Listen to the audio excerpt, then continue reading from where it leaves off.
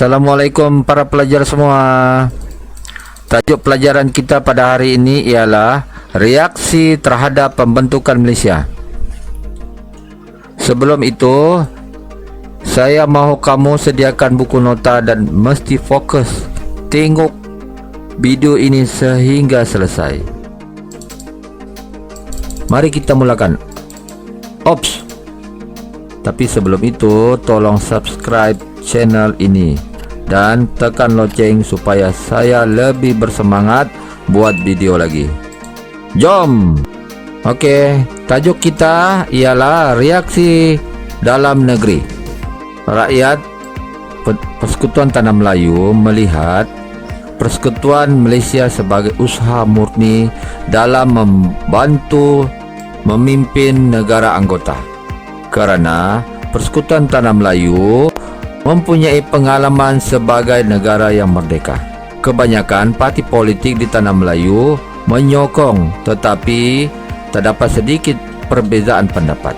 Contohnya, Parti PAS dan Barisan Sosialis minta idea ini dirundingkan terlebih dahulu di kalangan penduduk. Okey, jadi itulah reaksi penduduk di Tanah Melayu.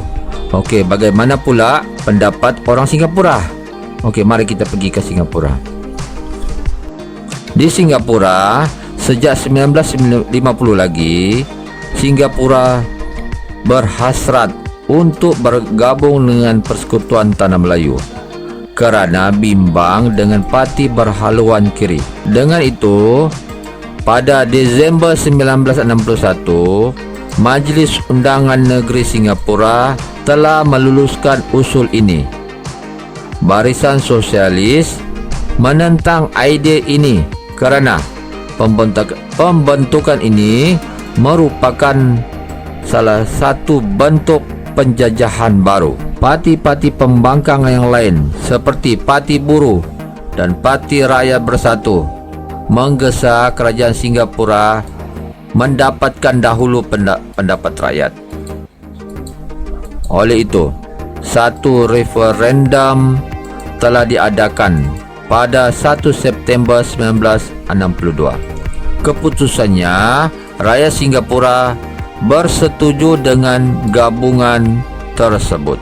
Okey, kita pergi ke Sarawak dan Sabah. Kita tanya pendapat orang Sabah dan juga orang Sarawak tentang pembentukan Malaysia. Apa diorang kata?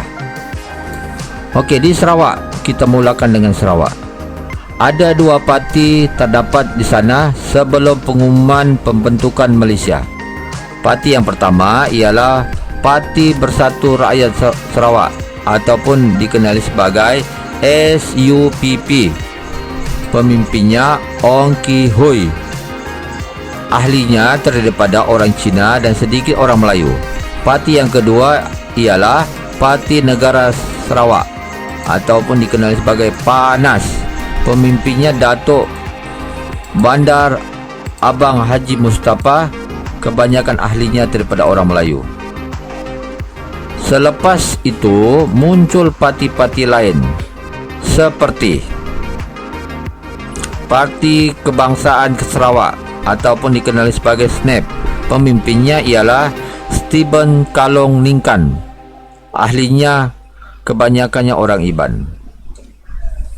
Parti yang lain ialah Barisan Rakyat Jati Sarawak ataupun dikenali sebagai Berjasa. Pemimpinnya Abdul Rahman Yaakob dan Abdul Taib Mahmud. Ahlinya daripada berbilang kaum. Parti yang seterusnya ialah Parti Pesaka Anak Sarawak ataupun dikenali sebagai Pesaka. Pemimpinnya Temenggung juga anak Beraing. Yang seterusnya ialah Sarawak Chinese Association ataupun dikenali sebagai SCA. Ahlinya daripada orang Cina. Semua parti-parti ini menyokong kecuali SUPP.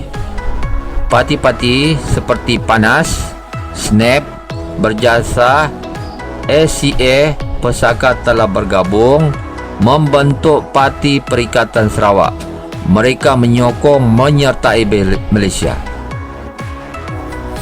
Okey, seterusnya kita mau pergi tanya orang Sabah. Macam mana orang Sabah? Boleh bah kalau kau di Sabah belum ada parti politik. Namun selepas pengumuman, Gagasan Malaysia telah melahirkan beberapa buah parti politik. Antaranya, yang pertama, Pertubuhan Kebangsaan Kadazan Bersatu ataupun dikenal sebagai UNCO. Pemimpinnya Donald Stephen. Yang kedua, Pertubuhan Kebangsaan Sabah Bersatu ataupun dikenali sebagai USNO. Pemimpinnya Datuk Mustafa bin Dato' Harun yang mewakili orang-orang Islam di Sabah. Parti politik yang ketiga ialah Parti Pasuk Memugun. Pemimpinnya G.S. Sundang. Keempat, Parti Bersatu. Pemimpinnya ialah Koh Sia Chow. Dan parti yang kelima ialah Parti Demokratik. Pemimpinnya ialah Peter Chin. Kedua-dua parti ini mendapat sokongan sepenuhnya daripada orang-orang Cina di Sabah. Kesemua parti-parti ini telah membentuk Parti Perikatan. Sabah menyokong penyertaan untuk bergabung dengan Malaysia. Tapi mereka menuntut 20 perkara. Tetapi mereka menuntut 20 syarat yang dikenali sebagai 20 perkara. Okey, apakah tuntutan mereka ini? Tuntutan mereka iaitu melindungi hak dan kepentingan penduduk Sarawak dan Sabah. Terdapat perbezaan dalam pembahagian kuasa di Sarawak dan Sabah yang dikenali sebagai hak wilayah asingan. Apakah itu hak wilayah asingan? Okey para pelajar, ianya menyentuh perkara-perkara yang berkaitan seperti berikut. Yang pertama, ketua negeri. Yang kedua, bahasa kebangsaan. Yang ketiga, agama Islam. Yang keempat, kedudukan istimewa penduduk asal negeri dan al-ehwal immigration. Yang kelima, hak kerakyatan. Yang keenam, peruntukan keuangan. Dan yang ketujuh ialah berkaitan dengan pelajaran. Akhirnya, pada tahun 1961, ramai pemimpin Sarawak dan Sabah menyokong pembentukan Malaysia. Okey para pelajar, mari kita terbang ke negara Brunei. Kita mau tengok apa pandangan orang Brunei tentang pembentukan Malaysia. Peringkat awal, Sultan Umar Ali Saifuddin menyokong gagasan Malaysia dan telah membentuk satu Suruhanjaya untuk meninjau pendapat rakyat Brunei. Namun, Parti Rakyat Brunei PRB, pemimpinnya A.M. Azhari, menentang gagasan Malaysia. Kenapa dia menentang? Kerana dia mahu membentuk Kerajaan Kalimantan Utara. PRB menganggap gagasan Malaysia satu bentuk neokolonialisme.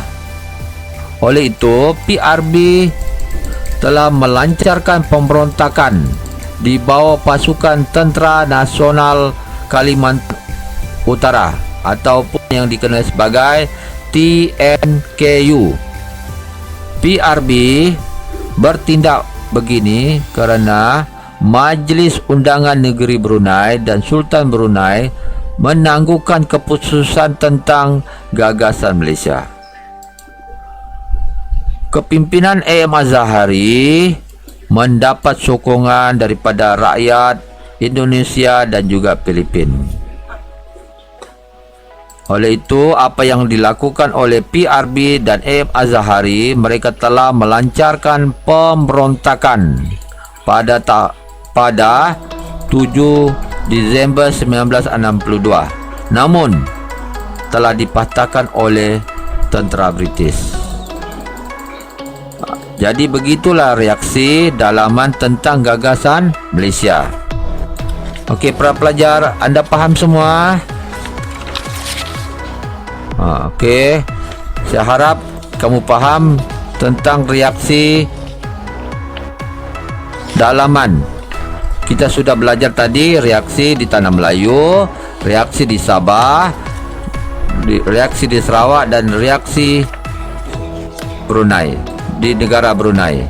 Diharap para pelajar sekalian memahami dan seterusnya mengingat apabila ditanya perkara-perkara yang berkaitan dengan reaksi ataupun pandangan rakyat di beberapa buah negara yang saya telah sebutkan tadi. Okey para pelajar, kita berada di akhir video ini, tapi saya ingin mengingatkan sekali lagi kepada anda semua.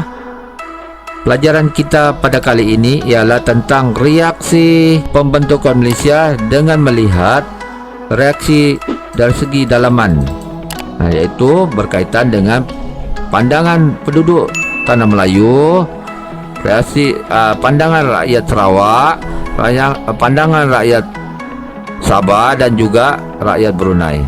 Diharap para pelajar sekalian dapat memahami apa yang saya telah bagi tahu tadi.